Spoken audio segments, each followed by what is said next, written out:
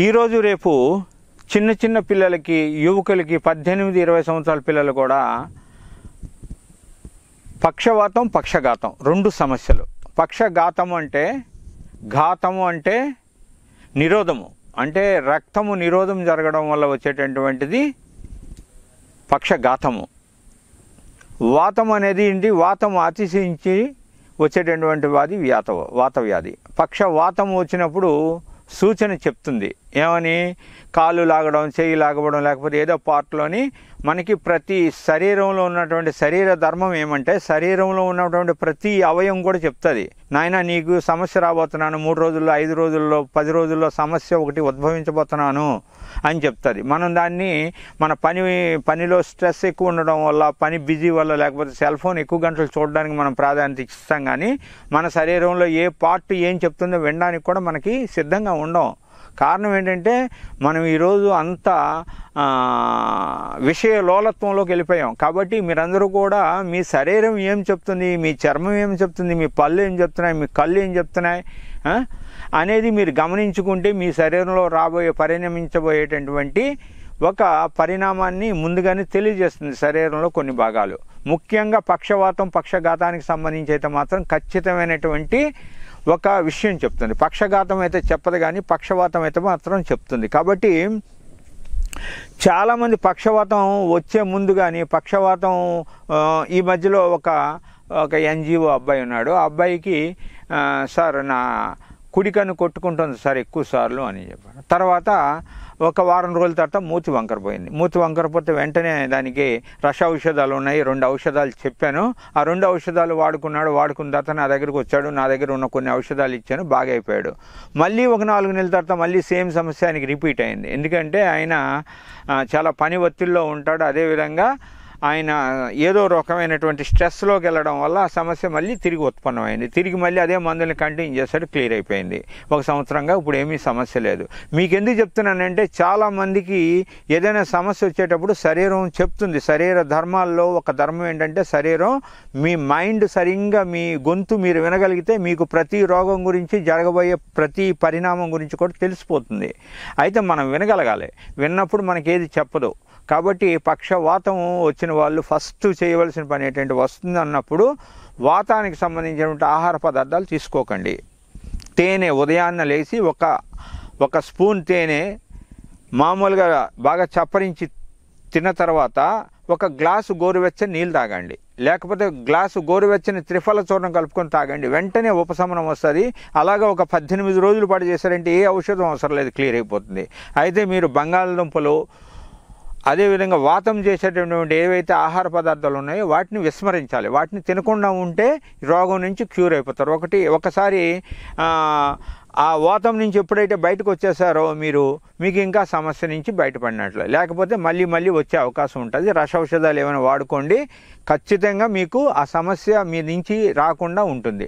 ముఖ్యంగా నేను ఇంకొక సూచన కూడా మీ అందరికీ చెప్పదలుచుకున్నాను. పక్షవాతానికి, పక్షఘాతానికి సంబంధించి మీ తండ్రి గారికి కానీ, తల్లి వైపు మేనమామకు కానీ ఎవరికైనా సరే ఇటువంటి రోగాలు ఉన్నప్పుడు మీరు కూడా చాలా జాగ్రత్త పడాలి. ఎందుకంటే మీకు వచ్చే అవకాశం చాలా ఉంటుంది. ఒక వంశంలోని చాలామందికి పక్షవాతం వస్తుందంటే, ఆ వంశంలో ఉండే వాళ్ళకి, కుర్రాళ్ళందరూ కూడా వాతానికి సంబంధించిన ఆహార పదార్థాలు, బయట అమ్మేటటువంటి చిరుతిళ్ళు, కొన్ని రకాలైనటువంటి నూడిల్స్, వాతానికి సంబంధించిన మైదా పదార్థాలు తినకుండా ఉండండి. మీకు పక్షవాతం నుంచి నివారింపబడతారు. నా దగ్గరికి వచ్చేటటువంటి పేషెంట్లందరికీ కూడా కేస్ స్టడీలో నేను చెప్పే విషయం ఏమంటే, ధర్మంగా మీరు ఆచరించవలసినటువంటి ఆహారం ఏదైతే ఉందో దాన్నే తినండి నాయన. లేకపోతే మీ తండ్రి గారికి పక్షవాతం వచ్చింది కాబట్టి మీకు రావచ్చు, మీ మేనమామ గారికి వచ్చిందంటే మీకు వస్తుంది. కాబట్టి మీరు వ్యాధి రాకముందే జాగ్రత్త పడడానికి ఇది ముఖ్యమైనటువంటి సూచన. అయితే ఈ సూచనలో ఒకటేంటంటే, రక్తం గడ్డకట్టేస్తుంది. గడ్డకట్టేసిన రక్తం సరైనటువంటి రస ఔషధాలు వాడుకుంటే తొందరగా ఒక 11 రోజులను, 18 రోజులను క్యూర్ అయిపోద్ది. మీకు ఫిజియోథెరపీ చేయిస్తున్నామండి, ఇది చేయిస్తున్నామండి, ఆ థెరపీలు చేయిస్తున్నామండి అంటే జీవితాంతం ఆ కుడి చెయ్యి, కుడికాలు రాకుండా ఉన్నవాళ్ళు ఎంతోమంది ఉన్నారు. ఆడవాళ్ళకైతే ఎడమ చెయ్యి, ఎడమ కాలు రాని వాళ్ళు ఎంతోమంది ఉన్నారు. కారణం ఏంటి? పాపం ఫిజియోథెరపీలు చేయించుకున్నారు, డబ్బులు ఇచ్చారు, డబ్బులు చాలా ఖర్చు పెట్టారు. సరైన టైంలో సరైనటువంటి ఔషధం వాడుకోండి, క్యూర్ అయిపోతారు. దీన్ని బందేడు చెట్టు అంటారు. ఈ బందేడు చెట్టు గురించి దీన్ని బండారని, రకరకాల పిచ్చి మొక్కని కూడా అంటారు. కానీ దీన్ని బందేడు చెట్టు అంటారు. ఇది దానికి సంబంధించినటువంటి పువ్వులు ఇవి. ఈ పువ్వుల్ని మనం గోరువెచ్చని నీటిలో ఉదయాన్నే వేసుకొని నీళ్ళు తాగడం వల్ల మనకి బ్రెయిన్లో ఉన్నటువంటి క్లాటింగ్స్ కరగడానికి ఇది ఎంతో ఉపయోగపడుతుంది. ఇది పక్షవాతం మీద దీనికి సంబంధించినటువంటి ఒక చక్కని మందు చెప్తాను, అతి సులువుగా చేసుకునే మందు. ఈ బందేడు చెట్టు ఉన్న ప్రాంతంలోని ఉన్న వాళ్ళందరూ ఈ చెట్టును వాడుకోండి. ఇది బందేడు చెట్టు.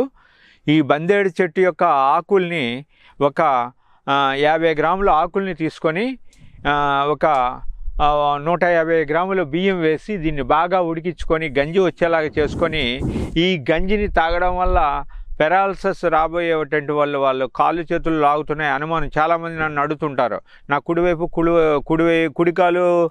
కుడి కన్ను ఇలా కొట్టుకుంటుందండి, లాగుతుంది, ఏం చేయమంటారని.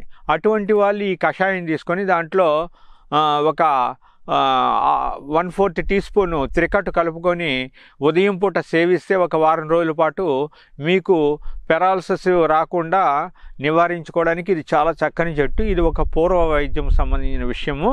ఇది దీని మీద ఒక వైద్యుడే కాదు, చాలామంది వైద్యులు ఈ మందుని ఉపయోగిస్తారు. ఇది రహస్యంగా ఇస్తారు కాబట్టి మీకు తెలియదు. కాబట్టి ఇది విశేషంగా పరిశోధన తెలుసుకున్నటువంటి రీసెర్చ్ విభాగంలోని మొక్క.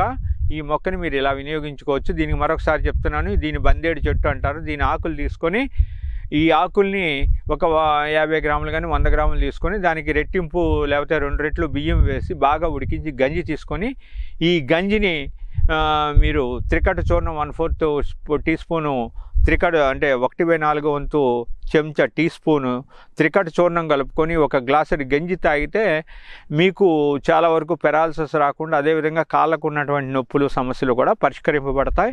ఇది పక్షవాతానికి చాలా అద్భుతమైన మందు, చాలా సులువైన మందు, ఎవరైనా చేసుకోవచ్చు.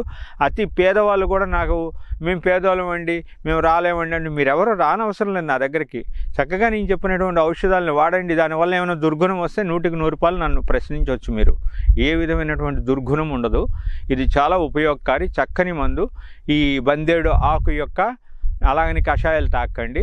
బందేడు ఆకుని పాత బియ్యంలో కలుపుకోవాలి. మళ్ళీ మీకు ఇదొక హెచ్చరిక, ఎందుకంటే ఏ బియ్యంలో కొత్త బియ్యంలో కలిపేసి తాకండి. పాత బియ్యం అన్నం అందులోని కూడా పాత ఒడ్లు ఉంటాయి, అటువంటి ఒడ్లలో మాత్రమే దీన్ని ఉడికించుకొని బాగా గంజి తీసి ఎక్కువ నీళ్ళు వేసి గంజి తీసుకొని ఆ గంజిని తాగండి. అద్భుతంగా పనిచేస్తుంది. సర్వేజన సుఖనుభవంతు.